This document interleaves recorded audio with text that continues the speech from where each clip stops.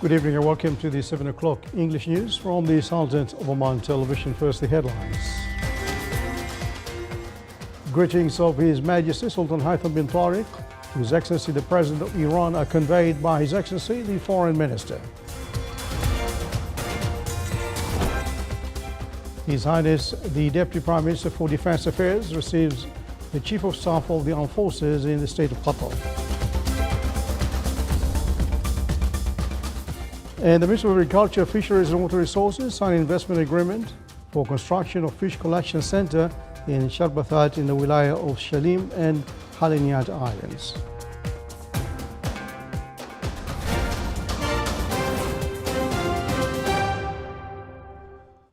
Those are the headlines, and now the news in detail. His Majesty Sultan Haitham bin Tariq received a cable of thanks from His Excellency Abdul Majid Tebboune, President of Algeria, in reply to His Majesty's cable of greetings on the occasion of his country's independence anniversary.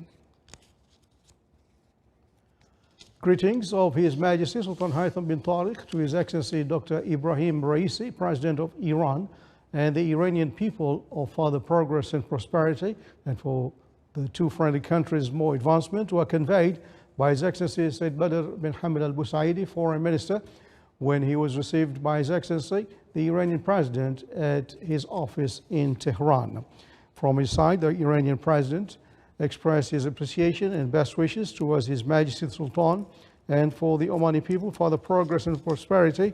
He also thanked His Excellency the Foreign Minister for attending the swearing-in ceremony.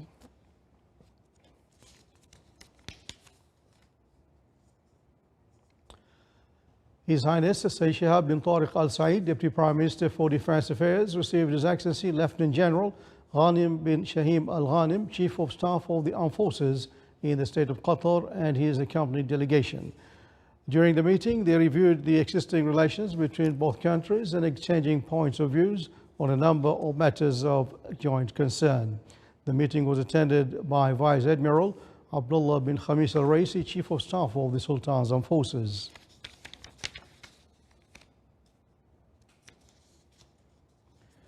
His Excellency General Sultan Muhammad Amani, Minister of Royal Office, received His Excellency Lieutenant General Ghanim bin Shaheen Al Ghanim, Chief of Staff of the Armed Forces of the State of Qatar. During the meeting, they discussed the good relations between both countries and ways of joint cooperation. From his side, the guest hailed the strong relations that bind the Sultanate and the State of Qatar. They also exchanged talks on regional topics of joint interest.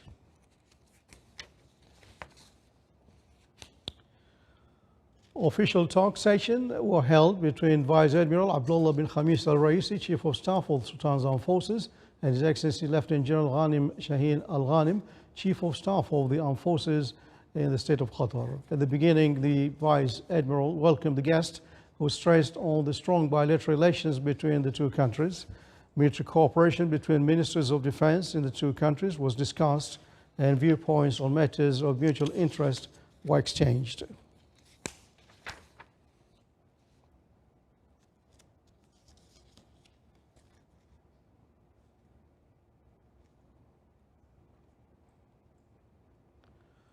Minister of Agriculture, Fisheries and Water Resources signed an investment agreement for the construction of fish collection center in Sharbathat in the Wilaya of Shalim and Haliniyat Islands. The project will include an auction hall, cold stores, an ice factory, and other facilities. The project aims at regulating the prices and improve the quality of fish products by providing essential services. The agreement was signed by His Excellency Yaqub bin Khalfan al-Busaidi, the Ministry's Undersecretary for Fisheries Wealth. After release of the General Diploma results, students seeking to complete their higher education have access to Higher Education Admission Center to edit their choices starting from August 7th to August 17th. The first batch of the results will be released on September 5th. In a statement released to Oman News Agency, Higher Education Admission Center said there are 33,320 seats available in various public and private higher education institutions this year, including 20,040 seats in government institutions, 414 international scholarships and 12,866 internal scholarships in private higher education institutions. The center added that there's an increase by 17.4% compared to last year. Foreign investment in the government of Musandam exceeded 348 million Omani riyals until the end of June 2021. 146 foreign investment companies have already taken benefit of the Foreign Capital Investment Law that aims at attracting more local and foreign investments and establishing a sustainable economy in the Governorate of Musandam. Meanwhile, the Governorate is witnessing an extensive development of power grids with the allotment of over 26,300,000 from the state budget this year. The Minister of Health reported 12 deaths, 293 COVID-19 cases and 797 recoveries. The ministry also reported that the total number of COVID-19 cases registered in the Sultanate reached 297,724, while the total number of deaths reached 3,889. The total recovered cases reached 281,724. The minister indicated that the total number of inpatients reached 434, of which 194 are in intensive care units. Still to come, our news bulletin. The Northern California skies glowed orange and huge clouds of smoke rose from trees as an extremely dangerous weather triggered a wildfire.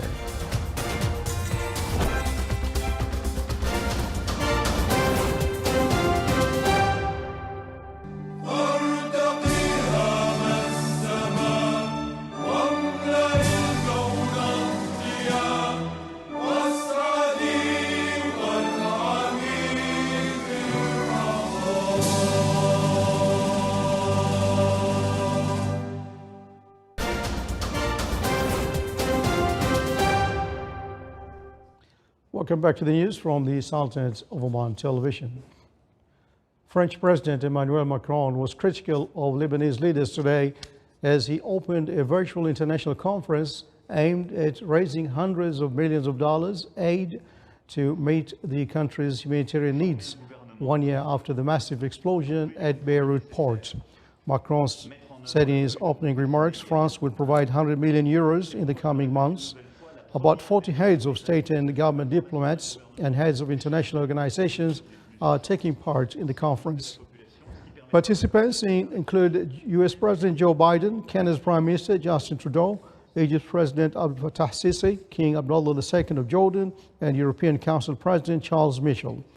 Macron, who went to Beirut twice since the explosion at the port, has led international efforts to try to help the former French protectorate by providing emergency aid.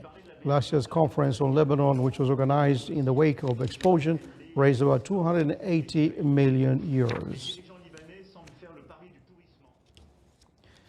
Japan's Prime Minister said protection of the lives and health of the people is the highest priority as Tokyo reported 4,166 new cases today, an all-time high since the pandemic began early last year.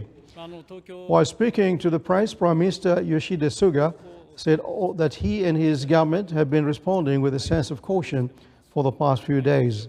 He hinted that the state of quasi-emergency will be discussed in meetings tomorrow.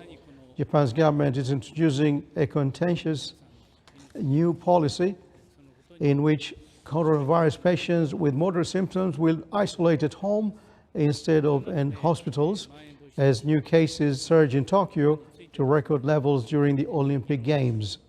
Suga's plan, which aims to save hospital beds almost exclusively for those with serious symptoms or at risk of developing them, is a major policy shift as new cases in the capital have more than tripled since the Olympics began on July 23rd. Two passenger trains collided in the southwest of the Czech Republic today, killing 2 people and injuring dozens of passengers. Czech Railways said an international high-speed train that connects the western Czech city of Plzeň with Munich in Germany, and a local passenger train were involved in the collision. Dozens of people were injured, 5 of them seriously. 4 helicopters were transporting the injured to nearby hospitals. Czech Transport Minister Karel Havlicek said the human error likely caused the crash.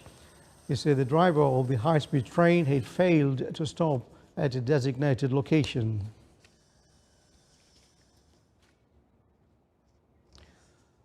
Thousands of firefighters are prepared for a tougher fight against California's largest wildfire as extremely dangerous weather returns, threatening to stoke flames into explosive growth. Firefighters were able to save homes and hold large stretches of the blaze, but a red flag warning is scheduled until tomorrow because of hot, bone-dry conditions with winds up to 40 miles per hour that could drive flames through timber, brush and grass, especially along the northern and northeastern sides of the vast blaze. The Dixie Fire jumped perimeter lines in a few spots yesterday, prompting additional evacuation orders for some 15,000 people. Yesterday, spot fires jumped some of the perimeters and burned several acres of brush on the western side of the blaze. Even though crews had cut back areas of unburned fuel with bulldozers and dumped some 230,000 gallons of fire retardant.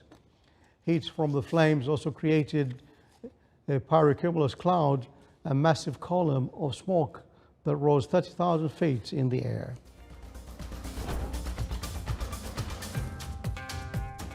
This is the Sultan of Oman television. Before we tonight's bulletin, here are the main points once again. Greetings of His Majesty Sultan Haitham bin Tariq to His Excellency the President of Iran are conveyed by His Excellency the Foreign Minister. His Highness the Deputy Prime Minister for Defense Affairs receives the Chief of Staff of the Armed Forces in the state of Qatar.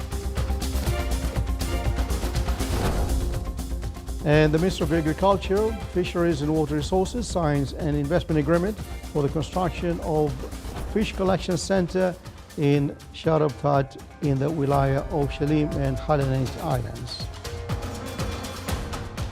And with that, we come to the end of tonight's news bulletin from overseas newsroom and the studios. Good night.